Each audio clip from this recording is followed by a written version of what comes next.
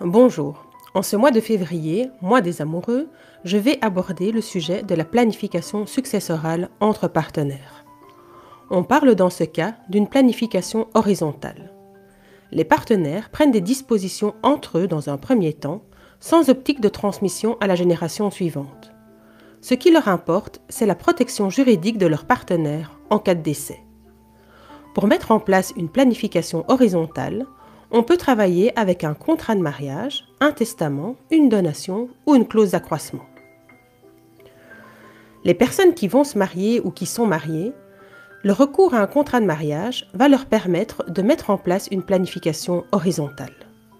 Nous pensons par exemple à l'ajout d'une clause d'attribution alternative du patrimoine commun pour les couples mariés sous le régime de la communauté.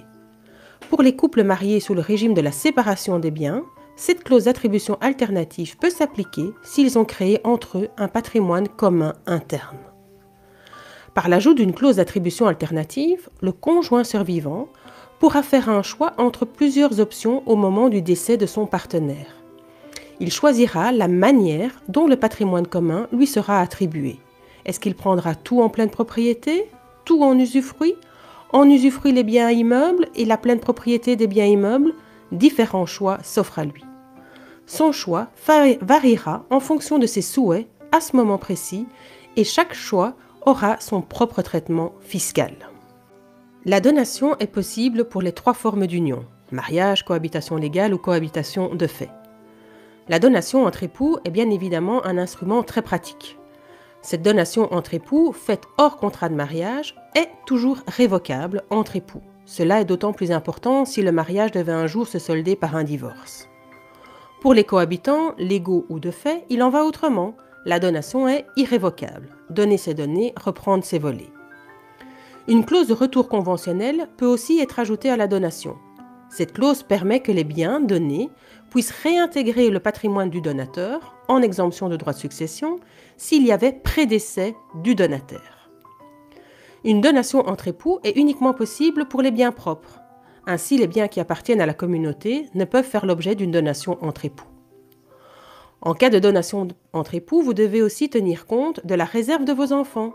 Si vous donnez trop à votre partenaire, il est possible que vos enfants demandent ultérieurement une réduction parce que l'on a touché à leur réserve. La part dont vous pouvez toujours disposer librement, et donc donner à votre partenaire, s'élève à la moitié de votre patrimoine. Le testament est aussi un instrument qui peut être utilisé pour protéger votre partenaire. Dans un premier temps, il est crucial de déterminer qui seront vos héritiers légaux par rapport à votre situation familiale. La loi prévoit que le conjoint survivant, le cohabitant légal qui est un héritier lui uniquement pour l'usufruit sur la maison, ainsi que les parents, les frères et sœurs du défunt sont appelés légalement à la succession. C'est ce qu'on appelle la dévolution successorale légale. Mais parfois, ce qui est prévu par le législateur n'est pas ce qui est souhaité par les partenaires. Dans pareille hypothèse, il est possible de déroger à la dévolution légale par le biais d'un testament. Les parents n'étant plus considérés comme des héritiers réservataires, la totalité de la succession, par exemple d'une personne n'ayant pas d'enfant, pourrait dès lors être attribuée au partenaire survivant par testament. Le cohabitant de fait n'hérite pas automatiquement l'un de l'autre. Et les cohabitants légaux n'ont qu'un droit successoral limité. Il peut être dès lors utile de s'avantager mutuellement par le biais d'un testament. En cas de testament et de présence d'enfants, à nouveau, il faut être attentif à la réserve successorale qui est toujours de la moitié du patrimoine. Bien entendu, en mettant en place une planification horizontale par testament ou par contrat de mariage par exemple, il ne faut pas oublier les droits de succession.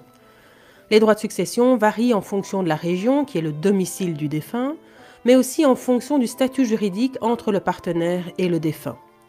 Si je me concentre sur Bruxelles et en région wallonne, on constate que les époux et les cohabitants légaux bénéficient des mêmes tarifs qui varient entre 3 et 30%. Leur part héritée dans la maison familiale est exonérée de droits de succession. Pour les cohabitants de fait, par contre, eux, ils sont soumis aux tarifs entre toute autre personne, et ces tarifs varient entre 40 et 80%. Et porte sur tout le patrimoine, il n'y a pas d'exonération. Vous l'aurez compris, il existe différents instruments de planification successorale pour se protéger l'un l'autre en cas de décès. Certains ont un effet immédiat, d'autres sont d'application au moment du décès. Ces instruments varient en fonction du statut juridique de votre couple, marié, cohabitant légal ou cohabitant de fait. Enfin, une planification horizontale est une solution temporaire qui ne produira ses effets que lors du premier décès. Le partenaire survivant devra, s'il le souhaite, entamer lui-même certaines démarches pour assurer une transmission du patrimoine à la génération suivante.